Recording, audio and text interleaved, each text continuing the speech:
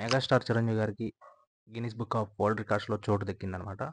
So, ఎందుకంటే ఆయన 46 ఏళ్ల సినీ ప్రస్థానంలో 156 సినిమాల్లో నటించారు. అండ్ అదే కాకుండా 567 పాటలకి ఆయన డాన్స్ చేయడం జరిగింది. 24,000 డాన్స్ మూవ్స్ అయితే వేశారు. సో, వీటికి గాను ఆయనకి గిన్నిస్ బుక్ ఆఫ్ వరల్డ్ రికార్డ్స్‌లో చోటు దక్కింది.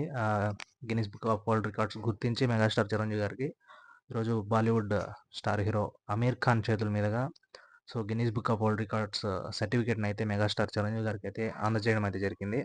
అండ్ అదే కాకుండా రీసెంట్‌గా చూసుకుంటే మెగాస్టార్ చిరంజీవి గారికి పద్మ విభూషణ్ అవార్డు కూడా వచ్చింది.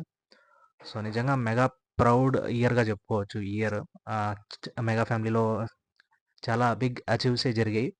సో, నిజంగా మెగా ఫ్యాన్స్ అందరూ కాలర్ ఎగరేసుకొని ప్రౌడ్ మూమెంట్‌గా ఫీల్ అవ్వచ్చు. సో, అలాంటి ఇయర్‌గా చెప్పుకోవచ్చు ఈ ఇయర్.